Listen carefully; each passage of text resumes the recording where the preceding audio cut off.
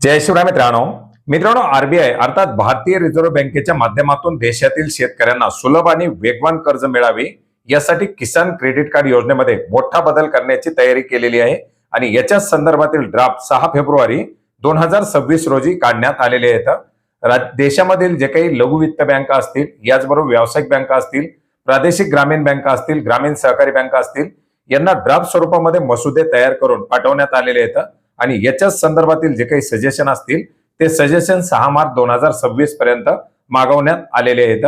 मित्रांनो, याच्यामुळे जी काही कर्जाची मंजुरी असणारी मंजुरी प्रक्रिया बदलली जाणार आहे। कर्जाचा वापर पद्धती याच्याबद्दल स्पष्ट आणि पारदर्शक केली जाणार आहे।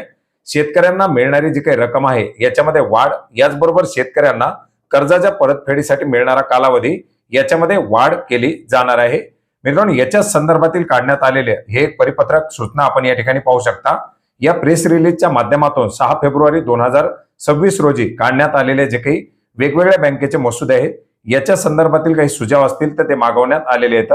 याच्यामध्ये शेतकऱ्यांना दिल्या जाणाऱ्या पीक कर्जाची मंजुरी आणि परतफेडीच्या वेळापत्रकामध्ये एकरूपता आणण्यासाठी पीक हंगाम महिन्याच्या बाबतीत प्रमाणित केले गेलेले आहेत। म्हणजेच कमी कालावधीची पिकं ही 12 महिन्याची तर दीर्घ कालावधीची पिकं ही 18 महिन्याची या ठिकाणी दाखवण्यात आलेली आहेत। प्रत्येक बँकासाठीचे मसुदे आपण या ठिकाणी या प्रेस रिलीज मध्ये दिलेल्या लिंक वरती पाहू शकता, ज्याचे नमुने आपण या ठिकाणी पाहू शकता। व्यावसायिक बँका, लघु वित्त बँका, प्रादेशिक बँका आणि ग्रामीण बँका यांचा हा मसुदा या ठिकाणी निर्गमित करण्यात आलेला आहे। याचप्रमाणे पीक हंगामासह कर्जाच्या कालावधीचे योग्यरित्या एकत्रीकरण करण्यासाठी दीर्घ कालावधीच्या पिकांसाठी केसीसीचा कालावधी हा 6 वर्षापर्यंत वाढवण्यात आलेला आहे। शेतकऱ्यांना लागवडीच्या प्रत्यक्ष खर्चावर आधारित पुरेसे कर्ज मिळावे यासाठी केसीसी अंतर्गत काढण्याची जी काही कर्ज मर्यादा असेल ही प्रत्येक हंगामासाठी वित्त पुरवठ्याच्या प्रमाणात वाढवण्यात येणार आहे। अर्थात याच्यामध्ये आता शेतकऱ्यांना मिळणारी जी काही कर्ज असतील केसीसी अंतर्गत याच्यामध्ये देखील वाढ करण्यासाठी या ठिकाणी मसुदा तयार करण्यात आलेला आहे।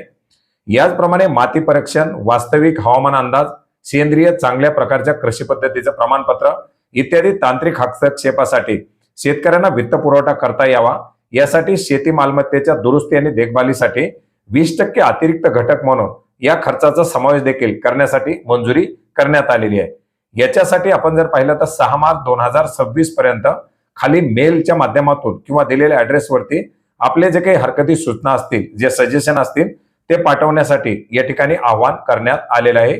मित्रांनो, कृषी यंत्र अवजार, आधुनिक यंत्रसामुग्री, स्मार्ट शेती उपकरणं, कृषी औद्योगिक साधन सामग्री अशा प्रकारच्या बाबींचा वापर करण्यासाठी आता वाढीव कर्ज या माध्यमातून दिली जाणार आहे। आपल्याला जर काही याच्या संदर्भातील सूचना द्यायच्या असतील तर मेलच्या माध्यमातून आपण या ठिकाणी सूचना देऊ शकता। या प्रेस नोटची याचबरोबर या मसुद्याची लिंक आपल्याला व्हिडिओच्या डिस्क्रिप्शन बॉक्समध्ये सुद्धा उपलब्ध करून देण्यात आलेली आहे।